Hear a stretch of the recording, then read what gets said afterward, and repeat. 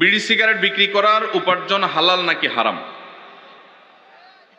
যেই জিনিস খাওয়া, পান করা, ব্যবহার করা হারাম, ওইটার কেনা বেচা করাও। ইসলামে যে জিনিসটা খাওয়া, পান করা, ব্যবহার করা নিষেধ, সেটার বেচা কেনা করাটাও। দোকানদার নিজে লম্বা দাড়িওয়ালা নামাজি মানুষ, হাজি সাহেব মানুষ, নিজে বিড়ি সিগারেট খায় না, নিজের 14 গোষ্ঠীও খায় না, কিন্তু বেচে, তাহলে তার উপার্জন হালাল হবে না। এখন প্রশ্ন হলো, একটা দোকানে অনেক আইটেম আছে, একটা নাজায়েজ বা গুনাহের আইটেম বেচার কারণে সবগুলো যে হারাম হয়ে যাবে তা না। এটা বিক্রি করে যে লাভ করছে ওইটা নাজায়েজ হবে, বাকি যেগুলো হালাল আছে, চাল ডাল বিক্রি করছে সেগুলো হালাল হবে। অবশ্য চাল ডাল বিক্রি করলেই যে হালাল হবে এমন না, যদি দেশি মশারের সাথে ইন্ডিয়ান মশারে মিশায় বিক্রি করেন হালাল হবে না হারাম হবে? আইটেম হালাল হলেও 2 নম্বরই করার কারণে উপার্জনটা হারাম হয়ে যাবে।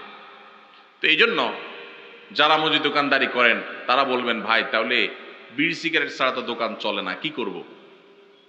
এটাই তো আপনার চ্যালেঞ্জ। আল্লাহর জন্য আপনি স্যাক্রিফাইসটা কি করলেন? কিয়ামতের ময়দানে আল্লাহর কাছে জান্নাত চাইবেন কোন মুখে? এটাই তো স্যাক্রিফাইস। স্যাক্রিফাইসের বিনিময়ে তো জান্নাত আশা করবেন।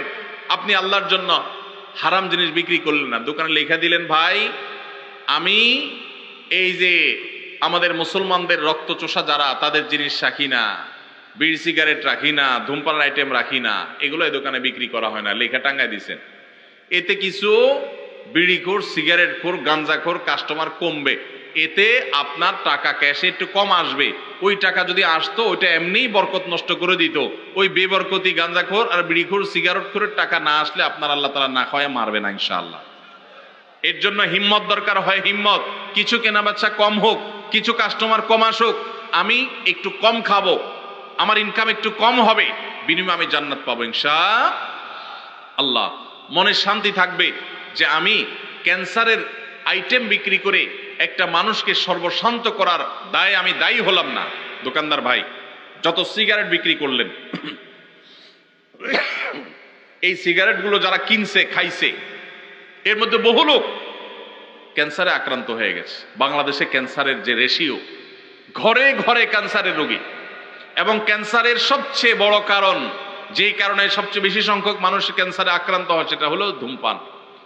এই ধূমপান আইটেম আপনি বিক্রি করছেন, নিজে খান নাই, যে খাইছে, খাইতে খাইতে একসময় ক্যান্সার হয়েছে, জমি জমা সব বিক্রি করে সর্বশান্ত হয়ে বাচ্চাদের ইতিম করে চলে গেছে। আপনি আল্লাহর কাঠগড়ার আসামি, কারণ তার ক্যান্সার হওয়ার পিছনে আপনারও ভূমিকা আছে। আপনি বলবেন, ভাই আমি না বেচলে কি হবে? কেউ না কেউ তো বিক্রি করবেই।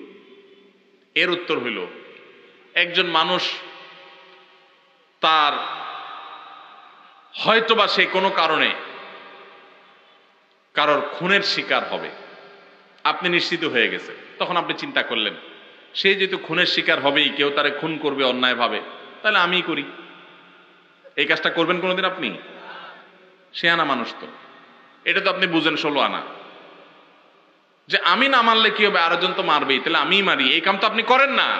তাহলে এই লোকটা অন্য কারোর কাছ থেকে বিড়ি সিগারেট কিনে খায়া ক্যান্সার হয়ে মরবে, সন্তানদের অসহায় করে রেখে যাবে, সর্বশান্ত হয়ে যাবে। এর জন্য কেউ বিক্রি করে করুক, আমি করব না। সে দায়ী হয় হোক, আমি দায়ী হব না। আল্লাহ তাআলা আমাদেরকে বুঝার তৌফিক দান করুন। সৎ সাহস লাগে ভাই, ইমানের শক্তি লাগে, ইমানের শক্তি লাগে। হারাম ছাড়ার জন্য কি লাগে? ইমানের শক্তি লাগে। আল্লাহ আমাদেরকে সেই ইমানের শক্তি দান করুন।